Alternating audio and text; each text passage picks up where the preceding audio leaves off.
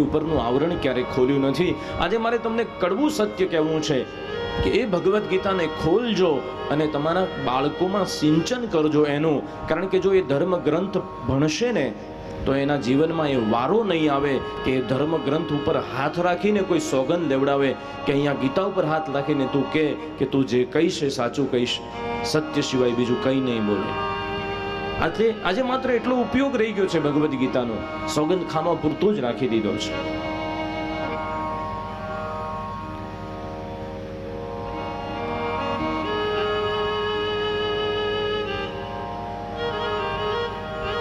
આપણે માતા પિતા તરીકે તો જાગૃત રહેવું પડે, વડીલ તરીકે જાગૃત રહેવું પડે.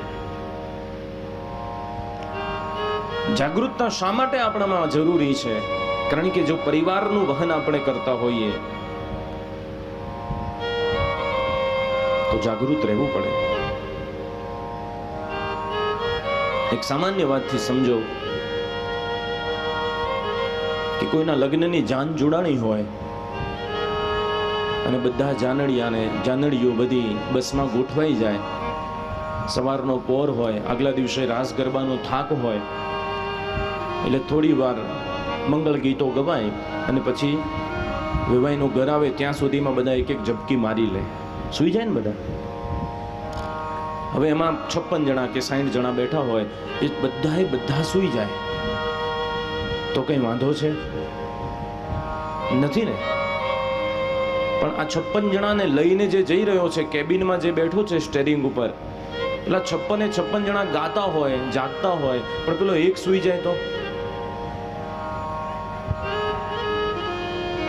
જાગ્રત કોને રહેવું પડે? જેના હાથમાં સ્ટેરિંગ છે. એટલે જો પરિવારનું સ્ટેરિંગ તમારા હાથમાં છે તો તમારે જાગવું પડે, નહીતર 56 જણાને 100% અકસ્માત નડે જ. એટલે દીકરાઓને, વહુઓને ન ગમે ને છતાંય જે કડવું સત્ય છે એ કહી દેવું પડે અને સાચા રસ્તે લઈ જવા પડે. તમારે જાગૃતતા હોવી જોઈએ જીવનમાં.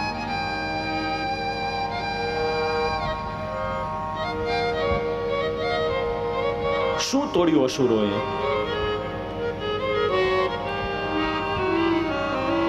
દયા, શ્રદ્ધા, તિતિક્ષા, આ બધું તોડી નાખ્યું. તિતિક્ષાનો અર્થ થાય છે સહન શક્તિ.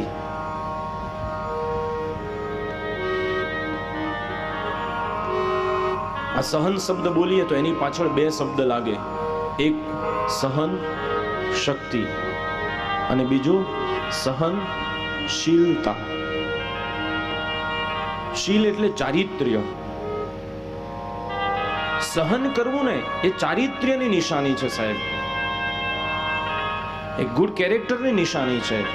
સહન કરવું એ શક્તિ છે, સામાન્ય માણસનું કામ નથી. પણ આજે આપણે એમ કહીએ કે હું શું કામ સહન કરું, હું થોડો કાયર છું, મેં થોડી બંગડી પહેરી છે. આ વિચાર આખો પરિવર્તિત થઈ ગયો છે. આપણને સહન કરવું ગમતું જ નથી, પણ સહન કરવું એ તો શક્તિનું પ્રદાન છે. સહન કરવું એ તો ચારિત્ર્યની નિશાની છે.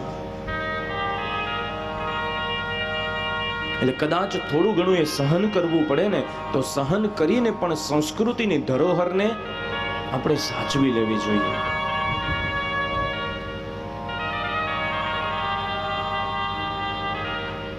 અને આજે સહન કરવાની ક્ષમતા માણસમાંથી ઘટી છે. દરેકને આધુનિકતાનો સડો લાગી ગયો છે, એટલે સહન કરવું એને નબળાઈ ગણવામાં આવે છે.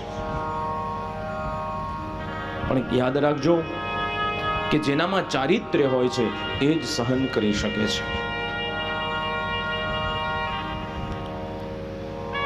રાજન, આ બધા દુર્ગુણો કંસના મંત્રીઓ દ્વારા સમાજમાં પ્રસરાવવામાં આવી રહ્યા છે.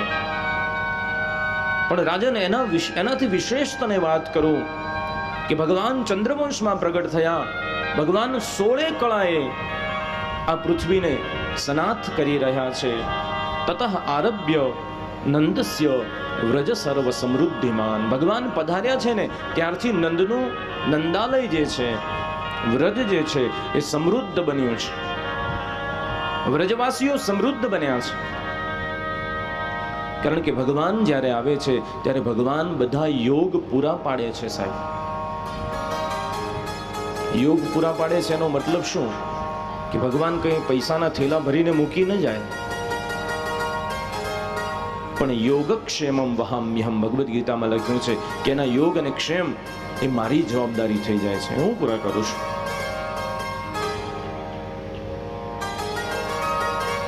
એ ઈશ્વરની જવાબદારી થાય છે.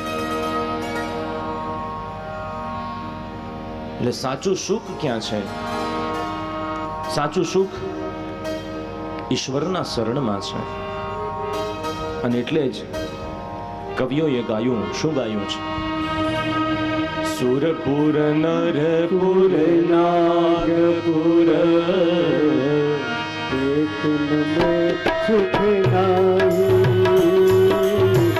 સુરપુર નરપુર નાગપુર એક નમે સુખ નાહી, का सुख हरि के चरण में, का संतन के माही भक्तो, का संतन के माही, का सुख हरि के चरण में, का संतन के माही भक्तो, का संतन के माही.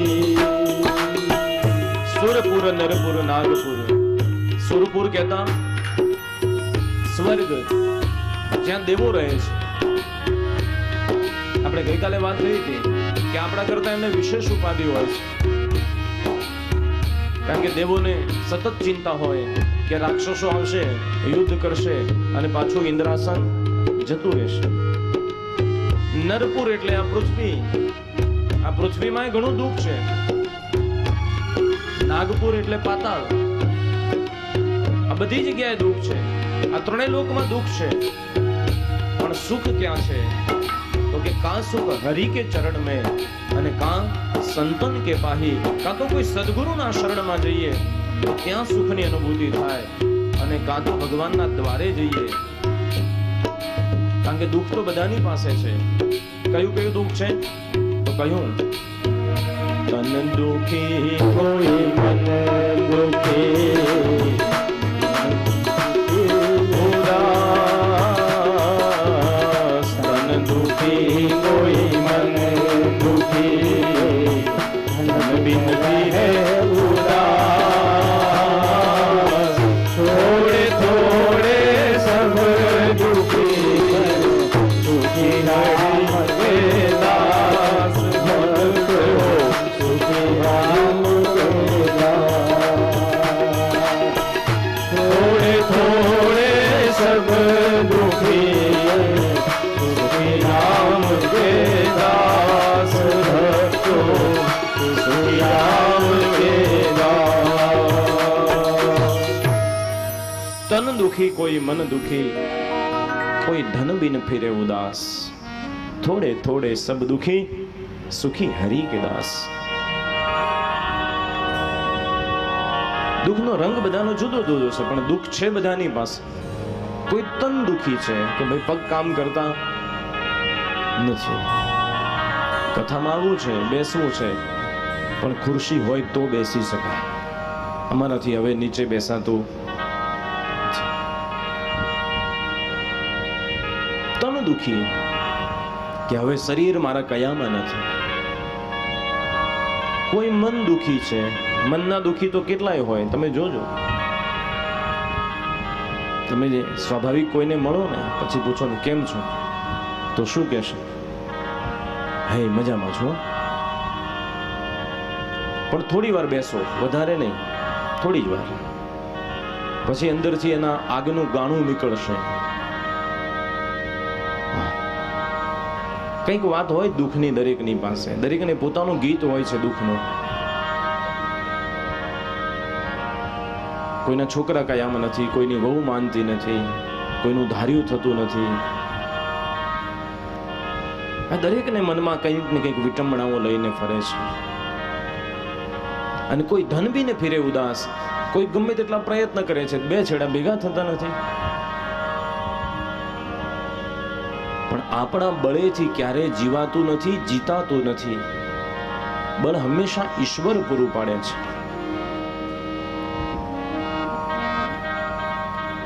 રાજન, એ નંદાલયની જે શોભા, એ નંદાલયનો જે આનંદ છે, એના વિશે તને શું વાત કરું. 10મ સ્કંદમાં 5મા અધ્યાયમાં સુખદેવજી મહારાજ કહે છે, શ્રી શુક ઉવાચ નંદસ્ત્વાત્મજ ઉત્પન્ને જાતા લાદો મહામના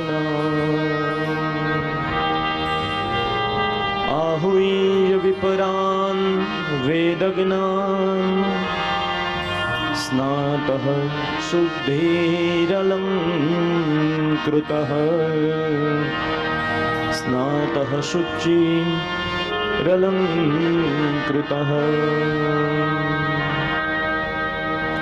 નંદસ્ત્વાત્મજ ઉત્પન્ને જાતલ્લાદો મહામના.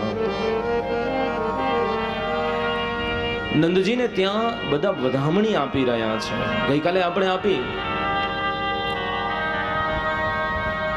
આનંદનો અનુભવ બધા કરી રહ્યા છે. 18 શ્લોકમાં આનંદની લહેર સુખદેવજી મહારાજ વર્ણવી રહ્યા છે કે ભગવાનનો જન્મ મથુરાના કારાગૃહમાં થયો, પણ એ સમયે ભગવાન ચતુર્ભુજ નારાયણ તરીકે પ્રગટ્યા હતા.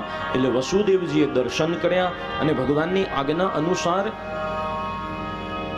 ભગવાનના બાલ સ્વરૂપને ગોકુળમાં આવીને પધરાવ્યું. એટલે વસુદેવજીએ ભગવાનના એ દર્શન કર્યા છે, એટલે ભગવાનને પુત્ર માની ન શકે.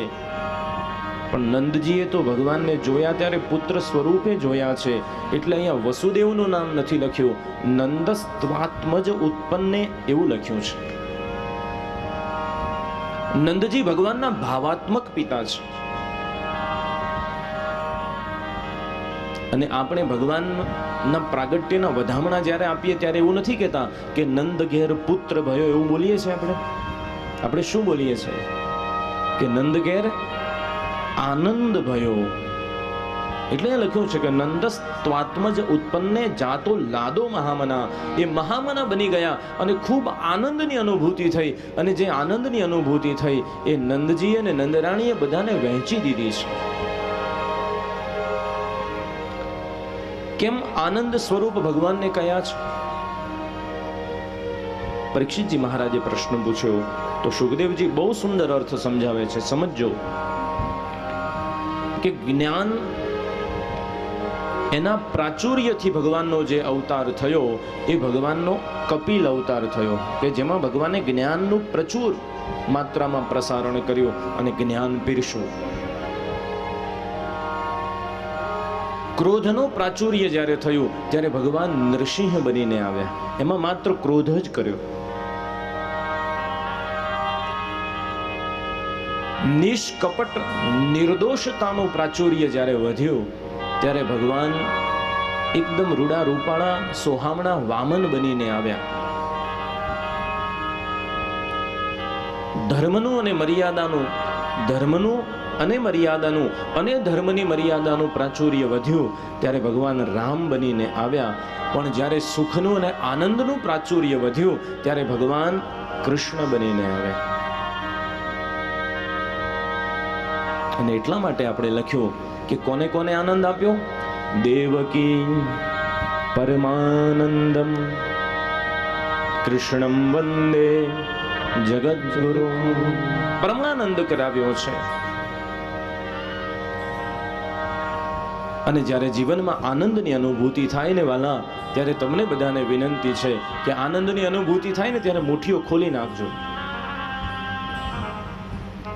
બિડાયેલી ન રાખતા,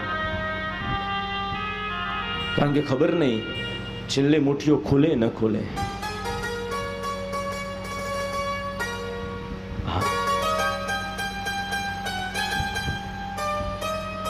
મારા ગુરુજી બહુ સુંદર એક વાત કરે છે કે મુઠ્ઠીઓ છે ને બને ત્યારે સંયોગ પ્રમાણે ખોલી નાખવી.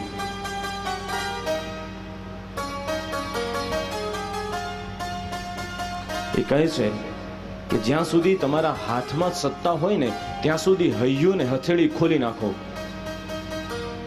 જ્યાં સુધી હાથમાં સત્તા હોય ત્યાં સુધી હૈયું અને હથેળી આ બે ખોલી નાખવી, કારણ કે સત્તા ગયા પછી બંને નહીં ખુલી શકે.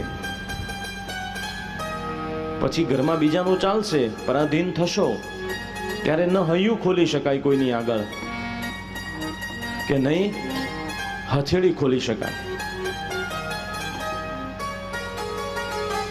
એટલે સમય ચાલતા આ બંને વસ્તુ થોડી થોડી ખોલી નાખવી.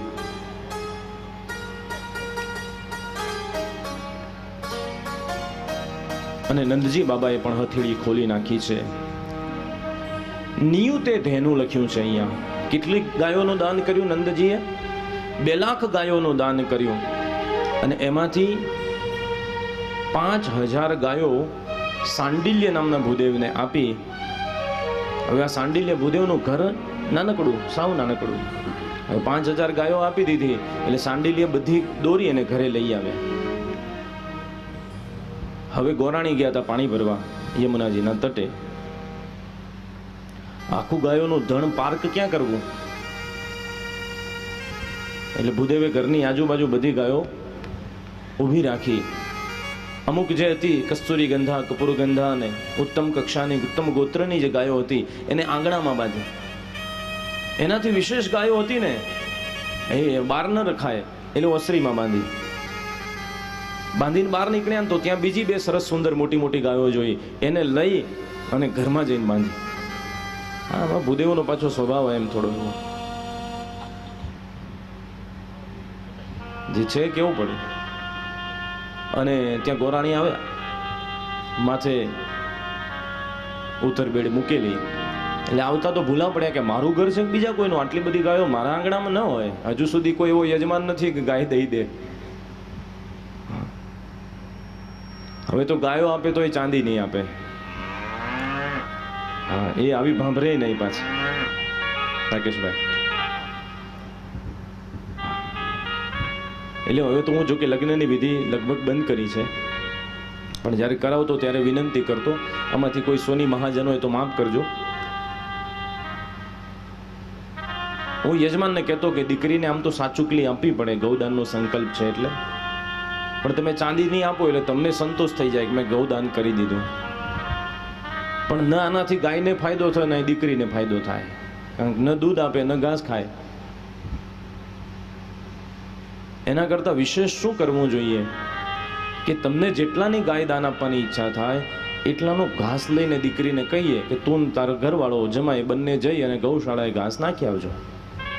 અથવા એક ગાયને દત્તક લેજો આટલા રૂપિયામાંથી, અને એમાંથી વર્ષે વર્ષે વર્ષે એને ગૌશાળામાં એનું પોષણ થતું રહે. કોઈ બીમાર ગાયની સેવા કરજો, આવું હું સૂચન કરતો, અને ઘણા લોકોને ગમતું પણ ખરું. એટલે ગોરાણી તો બેડા લઈને અંદરથી પસાર થતા થતા થતા પાણીયાર આગળ આવ્યા ને તો સાંડીલે ત્યાં ગાય બાંધતા હતા. એટલે ગોરાણી તરત જ ત્રીજું નેત્ર ખોલ્યું. આ હું માંડ્યું છે?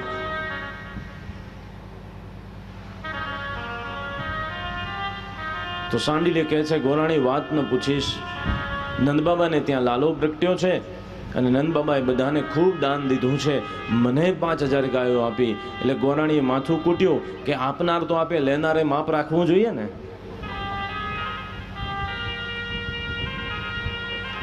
એટલે હવે ગોરાણી ખીજાવાની તૈયારીમાં હતા. એટલે તરત સાંડીલે ભૂદેવે જે દુખતી નસ હોય ને દબાવી, આમાંથી 2000 તારા પિયર તારા ભાઈને આપવાની છે. ગોરાણી કે તો બરાબર છે, તો બાંધો. અને બંને જણા આનંદમાં આવી ગયા. બંને જણાએ ખૂબ ત્યાં પોતાના ઘરે નંદોત્સવ કર્યો છે અને ગાયોની વચ્ચે બંને જણા આનંદ ઘેર આનંદ ભયોની અનુભૂતિ કરી છે. આ નંદ મહોત્સવ રાજન ઘણા દિવસ સુધી ચાલ્યો છે અને આ નંદ મહોત્સવની લીલા શિવજીએ સમાધિમાં જોઈ છે અને સમાધિ તૂટી મહાદેવજી.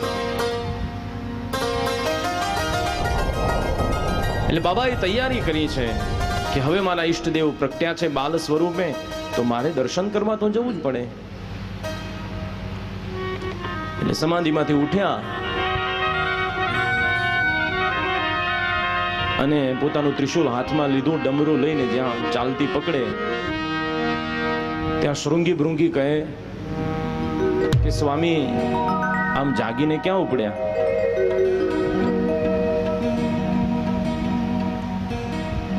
એટલે શિવજી કહે છે કે મારા ઈષ્ટદેવ બાલ સ્વરૂપે પ્રગટ્યા છે, એના દર્શન કરવા જાઉં છું. તો શૃંગી ભૃંગી કહે છે કે અમને લેતા જાઓ.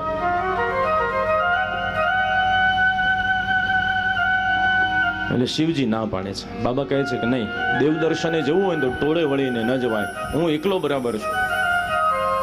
આ અમુક જીવનમાં મહાદેવજીના સિદ્ધાંતો તમારે લેવા જેવા છે. ઘણા છે ને એકાદશી કરે, પૂનમ કરે, સોમવાર કરે, વાર રહે પછી સાંજે દર્શન કરવા જવાની જરૂર પડે ને, એટલે 2 દિવસ પહેલા બુકિંગ કરાવે 2 દાડાનું કે મારે સોમવારે શિવજીએ દર્શન કરવા જવાનું છે, સાંજે જઈશું. સાંજ પડે એટલે કહે છે ચલો. પેલા કદાચ આનાકાની કરે ને તો એમ પાછા કહે ખરા, હા હું તો પાલનપુરનો છું એટલે મને ખબર છે કે ગાયત્રી મંદિર જઈશું, તાજું શાક મળે છે ત્યાં. હા, જેને જેને લીધું ને બધા ખખડ્યા છે. એટલે દર્શનનું તો બાનું છે, પણ શાકભાજી આપણે લાવવાનું છે. અને પાલનપુરની વિશેષતા પાછી કે દર્શને જતા આવીશું પેલી પાણીપુરી ખાતા આવીશું. આવું ન કરતા. દેવ દર્શને જ્યારે જઈએ ત્યારે શક્ય એકલા જવું. અને આપણે પહેલા વાત થઈ છે કે ઈશ્વર આગળ એકાંતમાં બેસવું, મનથી એકાંત કરવું. ભલે ને આજુબાજુ ગમે તેટલી વાતો થતી હોય, પણ અંદરથી અંતઃકરણમાંથી એકલા બની ઈશ્વરની સામે શાંત ચિત્તે બેસવું. બાબાએ ના પાડી એટલે શૃંગી ભૃંગી કહે છે ઠીક છે જાઓ, તો અમે ત્યાં જઈને તમારો પરિચય આપી દઈશું કે તમે શિવજી છો. એટલે બાબાએ શરત મૂકી છે કે જઈશું ખરા, પણ રસ્તામાં વાતો નહીં કરીએ, આપણે ભગવાનનું નામ સંકીર્તન કરતા કરતા જઈશું. એટલે પછી શૃંગી ભૃંગીએ કહ્યું બાબા આ વેશમાં તો બધા ઓળખી જશે. એટલે ભગવાન ભોલેનાથ આજે બાલા જોગીનું સ્વરૂપ લે છે અને શૃંગી ભૃંગીની સાથે નામ સંકીર્તન કરતા કરતા નીકળ્યા છે. સુરદાસજી આ પદને બહુ સુંદર રીતે વર્ણવ્યું છે. આવો એને 1-2 પંક્તિ સાંભળી અને આગળની કથામાં જઈએ.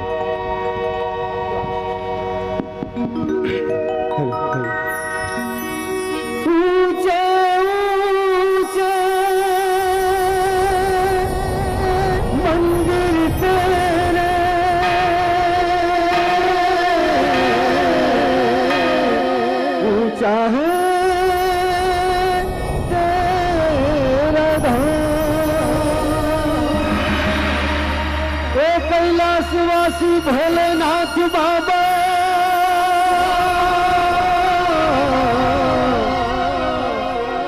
हम करते हैं तुम्हें प्रणाम,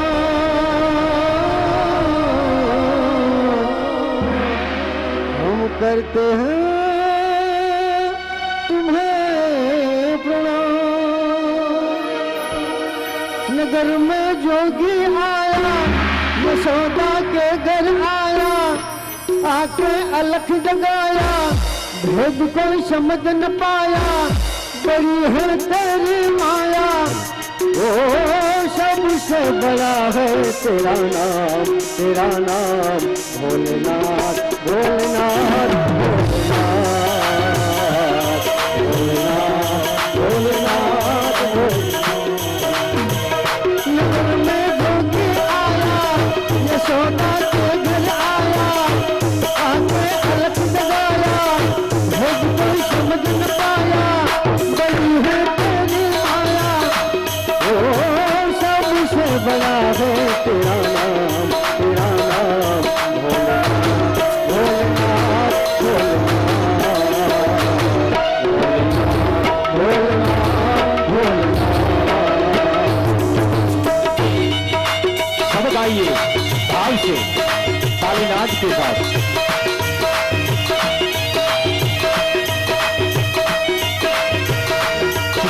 भाई करके ताली बजाएं। बहने माताएं अपने दोनों हाथ खड़ा करके ताली बजाएं।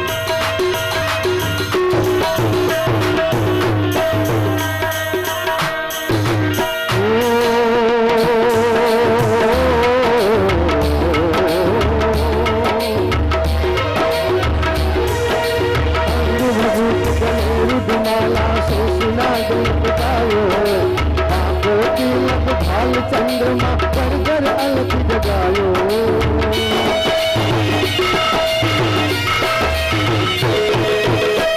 भूत गले माला शेषना गुल बतायो बाबो की लग भाल चंद्रमा पर घर अलग जगायो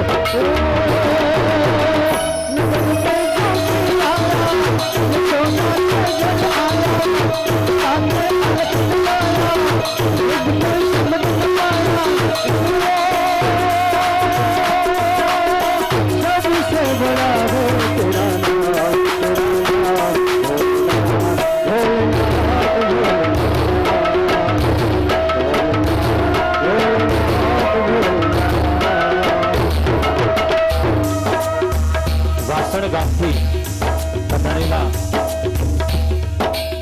સરપંચ શ્રી તથા વિઠ્ઠલભાઈ જોશી વગેરે 5 જણનો વાસણ ગામના ગ્રામજનો વતી પ્રતિનિધિ સ્વરૂપે સરપંચ તથા વિઠ્ઠલભાઈ તેઓ અહીંયા મંચ પર આવી અને ભગવાન ભાગવતજી અને પૂજ્ય વક્તાશ્રીનું સન્માન કરવા ઈચ્છે છે તેઓને નિવેદન મંચ પર આવે સમસ્ત વાસણ ગામ તરફથી વાસણ ગામના સરપંચ અને વિઠ્ઠલભાઈ જોશી વગેરે 5 સભ્યો આખા ગામ તરફથી આપણા લોકલાડીલા શ્રી કૃષ્ણકાંતભાઈ તેમજ ભગવાન ભાગવતજીનું સન્માન કરી રહ્યા છે. જોરદાર તાલીના સાથે આપણે સન્માનને વધાવી લઈએ. અરે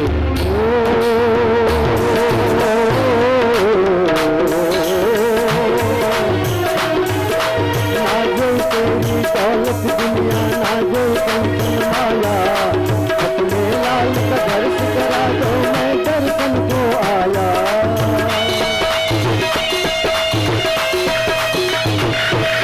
ना जो तेरी दौलत दुनिया ना जो कंचन माया अपने लाल का दर्श करा दो मैं दर्शन को आया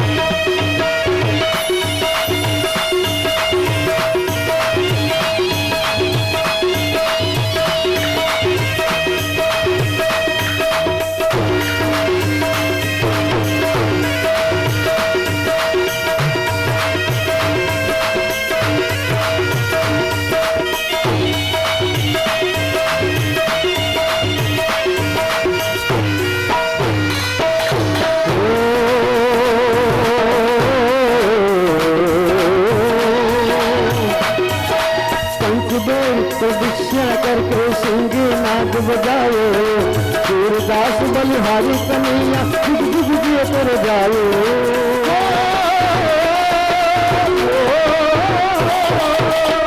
बेड़ी से दीक्षा करके सिंगी नाद बजाओ सूरदास बलिहारी कन्हैया जुग जुग जिए कर जाओ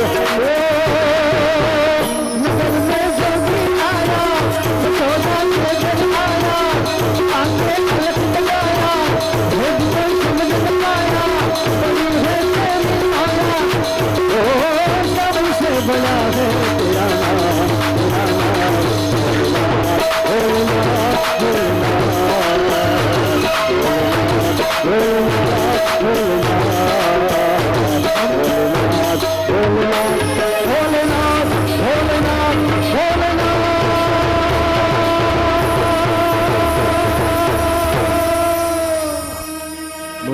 કૃષ્ણ કનૈયા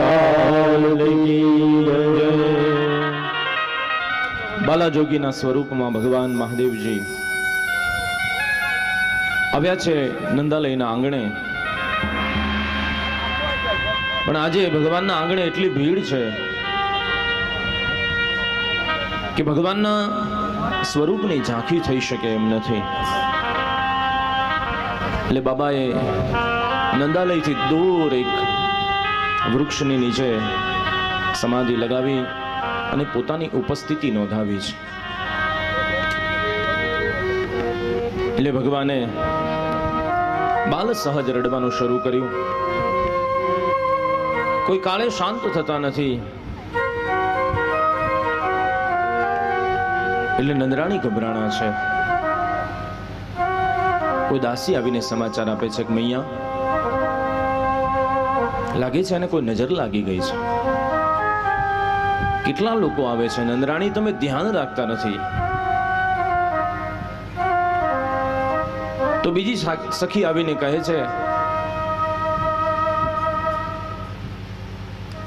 મૈયા બાર કોઈ એક જોગી આવ્યા છે, એમના ચહેરાની ચમત્કૃતિ એવું કહી રહી છે કે એક જાણકાર હશે, હું પૂછીને આવું. સખી આવી છે. શૃંગી ભૃંગી કહે છે કે બોલો. તો કે બાબાને મળવું છે. શું કામ છે? તો કે અમારા નંદજીને ત્યાં બાળકનો જન્મ થયો છે, એને કોઈની નજર લાગી છે. તમારા ગુરુજી તેજસ્વી લાગે છે, કઈ જાણકાર છે? શૃંગી ભૃંગી કહે છે કે અમારા ગુરુજી તો ત્રિકાળ જ્ઞાની છે.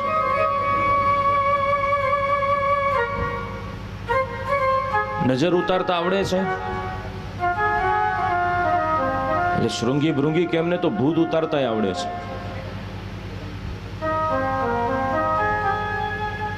ને તરત જ બાબા કહે છે કે લઈ આવો. આવીને નંદરાણીને સમાચાર આપ્યા છે. નંદરાણી લઈને આવ્યા અને જોતાની સાથે જ લાલાએ રડવાનું બંધ કર્યું.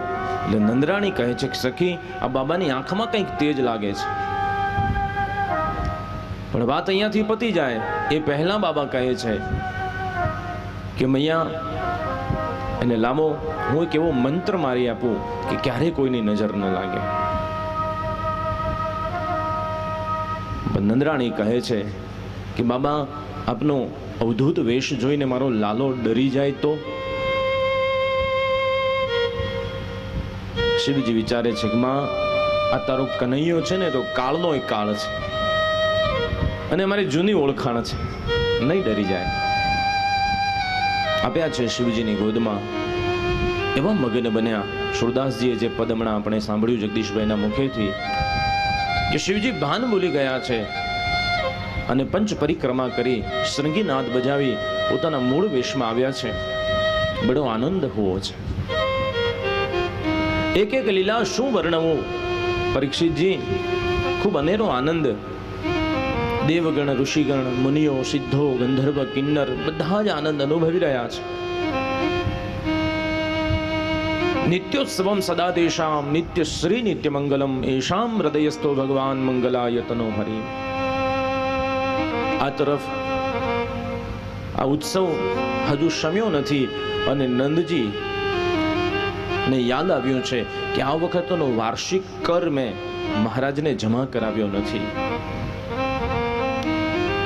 એટલે ગામના મુખી તરીકે કર લઈ અને મથુરા જવાનું છે. એટલે અમુક વડીલ જે ગોપાલકો છે એમને ગોકુળની જવાબદારી સોંપી અને નંદજી આવ્યા છે મથુરા તરફ. નંદ કંસસ્ય વાર્ષિક્યમ કરમ દાતુમ કુરુદ્વહ. મહારાજના દરબારમાં આવી અને કર જમા કરાવ્યો. પણ આજે પોતાને રત્ન જેવો દીકરો જન્મ્યો છે એટલે એક મોઘું રત્ન મહારાજને ભેટ ધર્યું છે. કર ઉપર આ રત્ન જોયું એટલે કંસ કહે છે કે બાબા આ શું છે? તો બોલે કે મહારાજ મોટી ઉંમરે ભગવાને મારા ઘેર પારણું બાંધ્યું છે, દીકરો જન્મ્યો છે. હવે ભેટ એટલી મોંઘી છે એટલે આશીર્વાદ એ મોંઘા આપવા પડે ને, શુભેચ્છા પણ મોંઘી આપવી પડે. એટલે કંસ એવું કહે છે કે બાબા તમારો લાલો ઘણું જીવો, માર્કંડેય સમાયુષ બને અને એના બધા શત્રુઓ બળીને ભસ્મ થઈ જાય. હું આ તારું નામ જ પહેલું છે લિસ્ટમાં, પણ હવે સમજાવે કોણ આને?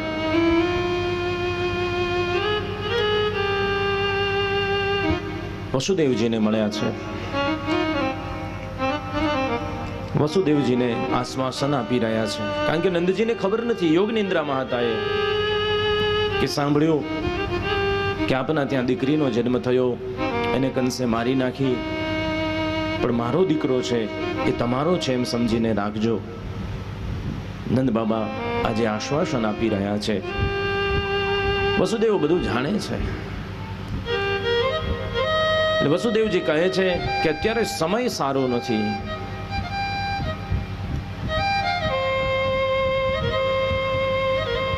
આપ શક્ય એટલા વહેલા પહોંચી જાઓ અને પરિવારનું રક્ષણ કરો. આજ્ઞા લઈ અને નંદજી ગોકુળ તરફ પ્રસ્થાન કરે છે. અને ત્યાં સુખદેવજી મહારાજ કહે છે કે કંસેન પ્રહિતા ગોરા પૂતના બલઘાતિની, કંસેન પ્રહિતા ગોરા પૂતના બલઘાતિની, શિશુચારની ગ્રંથિ, શિશુચારની ગ્રંથિ, પૂરગ્રામદાદિષુ, પૂરગ્રામદાદિષુ, પૂરગ્રામદાદિષુ. મંત્રીઓની સૂચનાથી કંસે પૂતનાને યાદ કરી છે અને એને આજ્ઞા કરી છે કે જે કંઈ પણ નાના બાળકો જન્મ્યા હોય એ બધાને પકડીને તું પૂરા કરી નાખ. આ પૂતના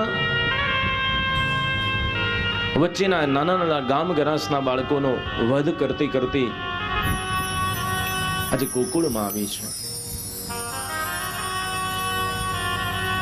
એને જોયું કે આ ઘરમાં ખૂબ અવર જવર થઈ રહી છે, એટલે ખૂબ રૂપાળી સ્ત્રીનું રૂપ લીધું, જાણે કોઈ સ્વર્ગની અપ્સરા હોય. આવતા જતા બધા લોકો જુએ છે કે ઓહો કેવી રૂપાળી છે. વળી સખીઓ અંદર અંદર વાત કરે કે નંદજીને ત્યાં જ્યારથી આ એમનો કાનો આવ્યો છે, લાલો આવ્યો છે, ત્યારથી લાગે છે કે સ્વર્ગની અપ્સરાઓ પણ એને મળવા આવે છે. બડો તેજસ્વી હે બાલક. આજે કાનાની છઠ્ઠીનો દિવસ છે, 6 દિવસના થયા છે ભગવાન. એની વિધિ ચાલી રહી છે, બધાએ પૂજા વિધિમાં વ્યસ્ત છે. માને તો આનંદનો અતિરેક છે, એટલે ભાન નથી કે કોણ આવે છે, કોણ રમાડે છે, કોણ જાય છે, શું લઈ જાય છે. એટલે પરિચય પૂછ્યા વિના બાળકને રમવા આપે છે, રમાડવા આપે છે.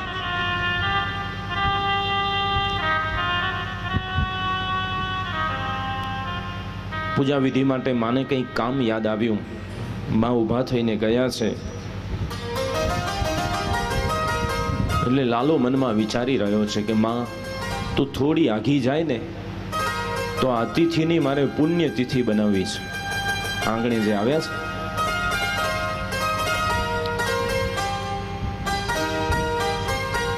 લાગ જોઈને પૂતનાએ લાલાને લીધો છે હાથમાં, અને જે ક્રમથી બાળકોને મારે છે એ જ રીતે પોતાનું સ્તન બાળકના મુખમાં આપ્યું.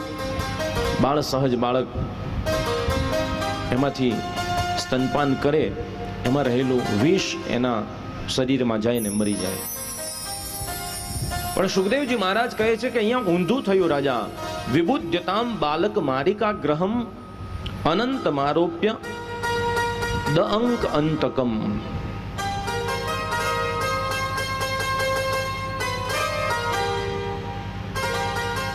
અહીંયા રજ્જુ સર્પ ન્યાય છે વેદાંતનો. એ રજ્જુ સર્પ ન્યાય એવું કહે છે કે અંધારું હોય અને અંધારામાં દોરડું પડ્યું હોય તો તમે જેવા જાઓ એટલે દોરડાને તમે સાપ સમજી લો, પણ અજવાળું થાય ત્યારે ખબર પડે કે વાસ્તવમાં એ દોરડું છે, આ તમારો ભ્રમ હતો. એટલે એને એ જે ભ્રમણા જગતની છે એને બતાવવા માટે થઈ ન્યાયિકોએ એને રજ્જુ સર્પ ન્યાય કહ્યો કે વાસ્તવમાં દોરડું છે પણ એને સાપ સમજી લીધો. પણ અહીંયા સુખદેવજી કહે છે કે વિપરીત થયું. વિબુદ્ધતામ બાલક મારિકાગ્રહમ અનંત મારોપયદ અંક અંતકમ. આને તો સાપને દોરડું સમજીને પકડી લીધું છે.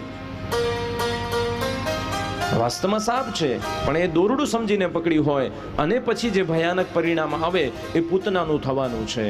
એને એક સામાન્ય બાળક સમજીને ભગવાનને સ્તનપાન કરાવવાની શરૂઆત કરી છે, પણ ભગવાને તો જ્યાં દૂધ પીવાની સાથે સાથે એના પ્રાણ પીવાની શરૂઆત કરી છે. એટલે જેવા ભગવાન પ્રાણ ચૂસતા જાય એને પોતાનું જે સુંદર રૂપ હતું બનાવટી એ છોડી દીધું છે અને આંગણામાં એક વિશાળ પર્વત ઉભો હોય એવું રાક્ષસીનું મોટું રૂપ એને ધારણ કરી લીધું છે. અને ધારણ કર્યું એટલું નથી, એ ત્યાંથી વિહવળ બનીને દોડી રહી છે. સુખદેવજી મહારાજ કહે છે કે સા મુંચ મુંચામિતિ પ્રભાષિણી નિષ્પીડ્યમાના ખિલ જીવ વર્મણી વિવૃત્ય નેત્રે ચરણો ભુજોગ્રહમ પ્રવીણ સન્નગાત્મા ક્ષિપતિ રુદોદહ. ભગવાને જ્યારે એના પ્રાણ ચૂસી લીધા છે ત્યારે એ ગોકુળની બહાર વિશાળ અરણ્યમાં ધરાશાયી થઈને પડી છે. એ જ્યારે આકાશમાં લઈને ઉડી રહી છે ત્યારે સુખદેવજી મહારાજ કહે છે કે સા મુંચ મુંચ મિતિ પ્રભાષિણી. એ ભગવાનને કહી રહી છે કે મુંચ, મને છોડી દે, છોડી દે, આવું 2 વાર બોલી છે. ભગવાન કહી રહ્યા છે કે માસી હજુ 6 દિવસનો છું, હજુ માંડ પકડતા શીખ્યો છું, તું છોડવાનું કે છે. અને આ તો પ્રભુ છે, એકવાર પકડે ને પછી છોડતા નથી. એકવાર પકડી લીધા પછી પૂરું, ન છોડે ક્યારે.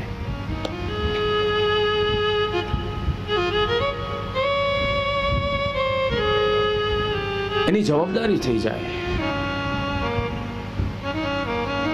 સંતોએ આ પૂતના વધ, પૂતના કવચનો પાઠ છે ભાગવતજીમાં.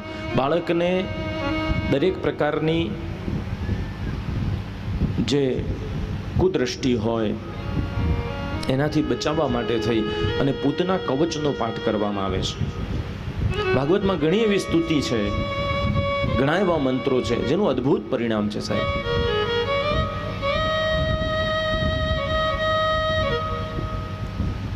તો ઘણા અર્થ સંતોએ કર્યા છે કે જ્યારે પૂતના ભગવાનને વિષપાન કરાવી રહી છે ત્યારે લાલાએ આંખ બંધ કરી. કોઈ કહે છે કે લાલો શિવજીને યાદ કરે છે કે આ વિષપાન કરવાની જવાબદારી મારી નથી, આપ આવો અને આપ પી જાઓ. કોઈ એવું કહે છે કે સ્ત્રી સ્વરૂપે આવી હતી એટલે ભગવાનને થયું કે હજુ શરૂઆત લીલાની કરી નથી, એ પહેલા જ સ્ત્રીને ક્યાં મારવી, એટલે ભગવાને આંખો બંધ કરી. એના ઘણા અર્થ સંતોએ કર્યા છે, પણ એનાથી વિશેષ અર્થ એ થાય છે કે પૂતના ભગવાનની છઠ્ઠીના દિવસે આવી છે. ભગવાન કઈ તિથિએ જન્મ્યા? 8મના દિવસે જન્મ્યા. છઠ્ઠા દિવસે આવી એટલે 8 ને 6 14. કઈ તિથિના દિવસે આવી? 14ના દિવસે આવી. 14નો જે એટલે કે જે 14ની તિથિ છે, 14નો અંક જે છે 14, એ 14 પ્રકારની અવિદ્યાઓ છે, 14 અવિદ્યા છે. અવિદ્યા પૂતના નષ્ટા, અવિદ્યા પૂતના નાશ પામી છે. અને જ્યારે અવિદ્યા આવે છે, અવિદ્યા એટલે પાપ, એવો અર્થ આપણે અત્યારે લઈ શકીએ. એટલે જ્યારે પાપ આવે છે ત્યારે રૂપાળું બનીને આવે. હંમેશા જોવું તમને કે જ્યારે એ આવે ને ત્યારે રૂપાળું બનીને આવે. એટલે જોતા જ પ્રવેશ મળી જાય પહેલા તો એને, અને પછી એ વિષપાન કરાવવાની શરૂઆત કરે ધીમે ધીમે ધીમે ધીમે ધીમે ધીમે ધીમે ધીમે.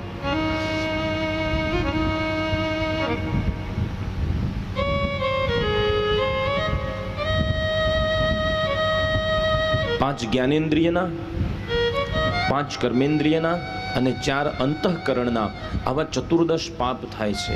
14 જગ્યાએથી પાપ થાય છે. એટલે એ પાપથી બચવા માટે પણ આપણે પોતાના કવચનો પાઠ કરી શકીએ.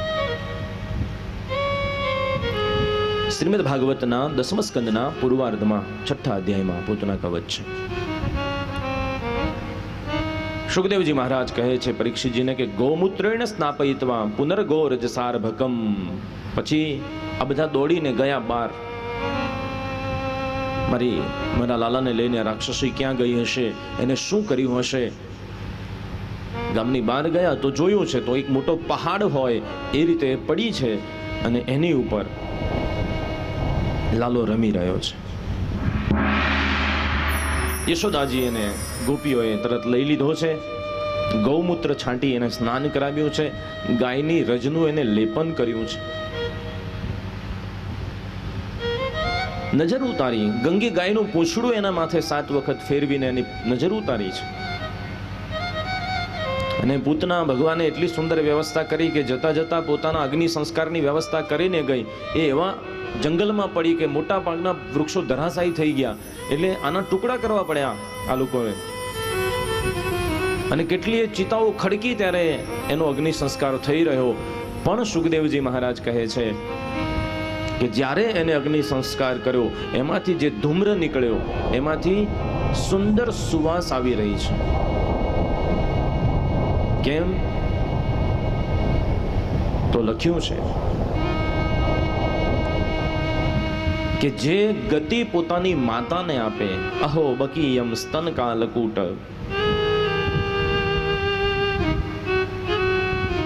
દિધામ સયા યાપ્ય યદપ સાધ્વી લેભે ગતિમ ધાત્રી ચિતામ તતોન્યમ કંબા દયાલુમ શરણમ વ્રજેમ. જે પોતાની ધાત્રીને પોતાને ધવરાવે એવી માને જે ગતિ આપે, જન્મ આપનારી માને જે ગતિ આપે એ ગતિ પૂતનાને આપી છે. એટલે એના એ અસુર શરીરમાંથી પણ સુવાસ આવી રહી છે. આગળની લીલાઓ કહી છે કે એકદા આરોહમારૂઢમ લાલયંતી સુતમ સતી ગીરમાણમ શિશુર્વોઢમ ન શેહે ગિરિકૂટવત દૈત્યો નામના તૃણાવરતઃ કંસભૃત્ય પ્રણોદિતઃ ચક્રવાત સ્વરૂપેણ જરા જહારાસિન મભર્કરમ. એક દિવસ લાલાને ગોદમાં લઈને માં બેઠા છે અને ત્યાં તૃણાવર્ત નામનો અસુર આવ્યો. વંટોળિયાનું સ્વરૂપ લઈને આવ્યો છે. એટલે લાલો વિચારે છે કે મામાએ બીજું રમકડું મોકલ્યું. એટલે ભગવાને એટલું બધું વજન વધાર્યું છે. ન સેહે ગિરિકૂટવત. માને થયું કે આનું બહુ વજન છે, મારાથી સહન નથી થતું. એટલે માએ નીચે મૂકી દીધા અને માં કામે વળગી. એટલે વંટોળિયો આવ્યો ને ભગવાનને લઈને ઉડ્યો. પણ આ ચક્રવાતમાં લાલો ઉડ્યો છે, પણ આ તૃણાવર્તને ભગવાને ગ્રીવાથી પકડી અને એને પછાડ્યો છે અને ભગવાને એનો ઉદ્ધાર કર્યો છે. આ બધાની પાછળ જેમ પૂતના અવિદ્યાનું પ્રતીક છે એમ તૃણાવર્ત જે છે એ મોહનું પ્રતીક છે. મોહ જ્યારે જીવનમાં આવે છે ત્યારે મોટું ચક્રાવાત લઈને આવે છે, આપણને ચકડોળે ચડાવી દે. અને મોહ કેમે કરીને છૂટે જ નહીં. જેમ ચક્રાવાત આવે, વંટોળ ઉઠે ત્યારે લીલું ને સૂકું બધું એમાં ભળી જાય, બધું ઉડવા માંડે. કચરો પણ બળે, કચરો પણ એની સાથે ઉડે. એટલે સારું ખોટું બધું આપણી સાથે ઉડવા માંડે. એટલે મોહનો નષ્ટ કર્યો છે. ફરીથી નજર ઉતારવામાં આવી છે. ઔથાનિકે કર્મણી યા સમાગતા. જ્યારે એ સમય આવ્યો કે ભગવાન ધીમે ધીમે ધીમે ધીમે કરીને 108 દિવસના થયા. એટલે જન્મનું 4થું નક્ષત્ર આવ્યું. ત્યારે ગુરુ સાંડિલ્યજીને બોલાવી અને નક્ષત્ર બલિ નામનો યજ્ઞ કરાવ્યો છે. આજે ભગવાને પડખું ફેરવ્યું. 4 માસના થયા ને એટલે પડખું ફેરવ્યું. એનો ઉત્સવ નંદજીને ત્યાં.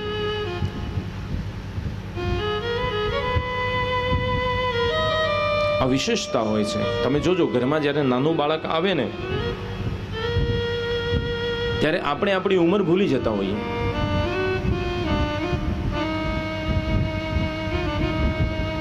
અને એટલો બધો આનંદ થતો હોય એમાં જે વડીલો હોય એને વિશેષ થાય. કારણ કે બાળક જો ભૂલથી પેલું બા બોલી જાય કે દા બોલી જાય એટલે પછી મહેમાન આવે ને એટલે એમનું કામ એ જ રહી જાય કે બા બોલ, જો હમણાં બોલશે. એટલે મહેમાને એની સામે જોઈ રહેવાનું જ્યાં સુધી પેલું બા ન બોલે. અને જેવું બોલે એટલે ઈડરિયો ગઢ જીત્યાનો આનંદ થાય કે જો મારું નામ લે છે પહેલા.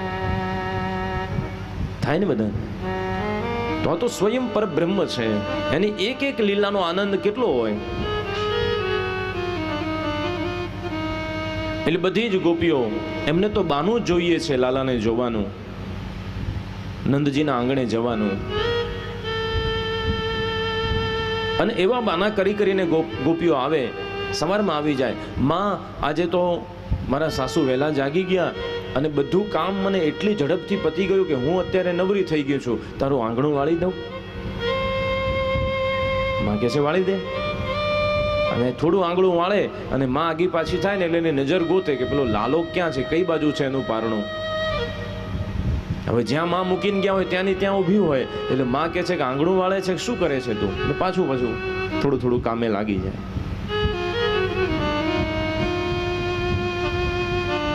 એટલે બધા મઈ માખણ લઈ ગાડા ભરી ભરીને આવ્યા છે. આજે માને એવું થયું કે આટલા બધા મહેમાન આવશે, ઘણું બધું કામ છે, બધાને જમાડવાના. એટલે જો લાલો એનું પારણું વચ્ચે હશે તો આવતા જતા મને ફાવશે નહીં. એટલે આંગણાની બહાર જે ગાડું બાંધેલું છે, ગાડું પડ્યું છે, એની નીચે એનું પારણું મૂકી દીધું અને ઉત્સવ શરૂ થયો.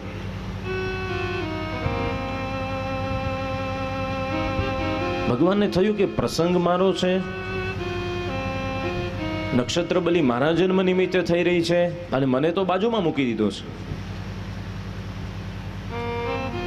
અને એટલામાં ફરીથી મામાએ એક બીજું રમકડું મોકલ્યું છે. શક્ટાસુર આવ્યો અને ગાડામાં એ પ્રવેશ્યો છે અને એને એવું વિચાર્યું છે કે બાળક નીચે સૂતું છે એટલે આ ગાડાનું વજન વધારી અને એને ચકદી નાખવું. પણ જેવો શક્ટાસુર એમાં પ્રવેશ્યો છે એટલે ભગવાને એને પાદ પ્રહાર કર્યો છે, લાત મારી છે. અને લાત મારી એને ઉઠલાવી દીધો છે. હવે ભગવાન ઉપર છે ને એ નીચે છે, એનો તો જો કે ઉદ્ધાર થઈ જ ગયો છે. પણ આ ઘટના કોઈના સમજમાં નથી આવી કે પારણું નીચે છે, ગાડું ઉપર હતું, અત્યારે ગાડું નીચે છે અને પારણામાંથી લાલો એના ઉપર કેવી રીતે આવ્યો. પણ લાલો આવ્યો છે ત્યાંથી ન સમજાય એવી ઘટનાઓ ઘટી રહી છે. એટલે આને પણ એ લોકોએ સહજ રીતે લીધી અને ફરીથી આખી વિધિ શરૂ થઈ છે.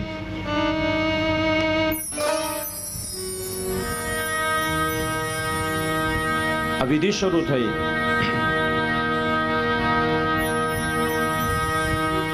એટલે મંગળવાજા વાગ્યા, બ્રાહ્મણોએ વેદ ઘોષ કર્યો છે, પુરુષ સૂક્તના પાઠ થયા, ભગવાનને જળનો અભિષેક કરવામાં આવ્યો, ભગવાનને સ્નાન કરવામાં આવ્યું,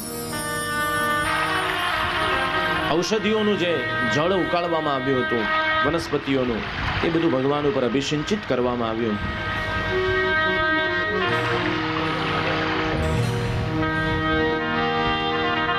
અને ભગવાન ઉપર અભિષેક થઈ રહ્યો છે અને ગોપીઓ સાથે સુંદર ભાવથી ગાતી જાય છે.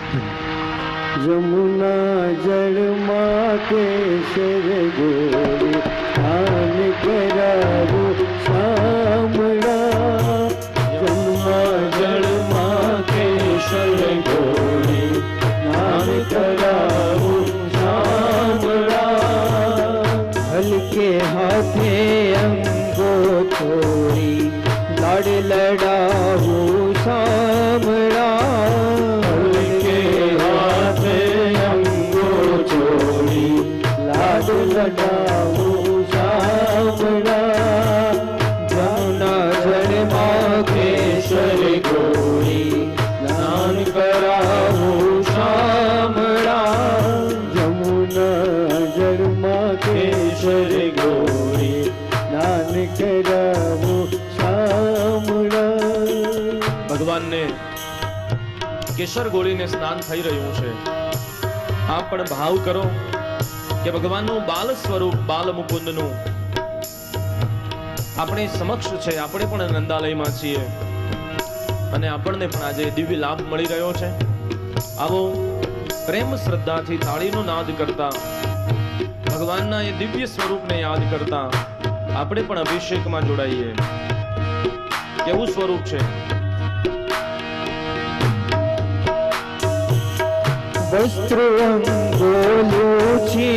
આપું પીળ પીતાંબર શામળા વસ્ત્રંગોલુછી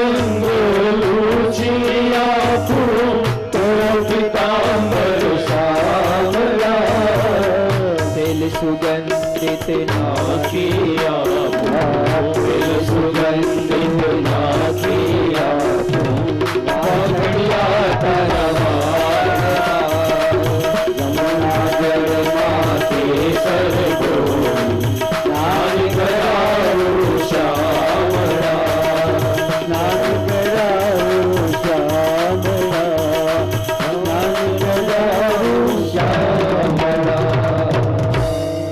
મંગલ ગીતો ગાય અને ફરીથી ભગવાનનો સ્નાનાભિષેક થયો છે.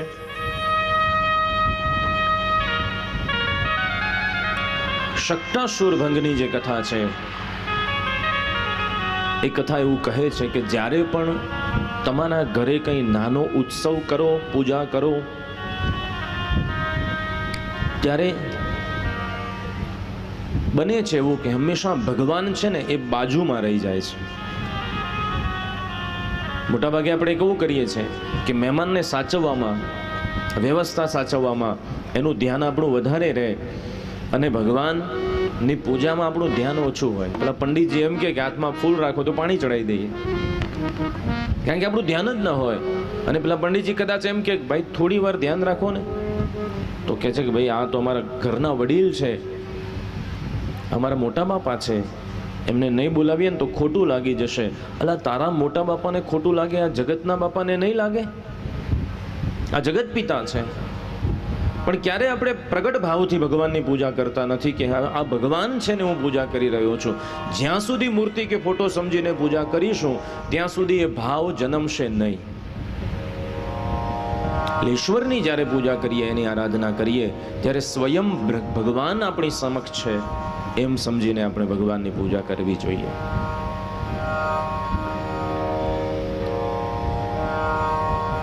ખમ રોદસી જ્યોતિ નિકમાશા સૂર્યેન્દ્રવનહિશ્ચ સનાબ્દુ બુધિશ્ચ. આકાશ અને અંતરિક્ષના દર્શનની લીલા ભગવાને કરી છે કે એક દિવસ ભગવાન માના ખોળામાં પૈપાન કરી રહ્યા છે.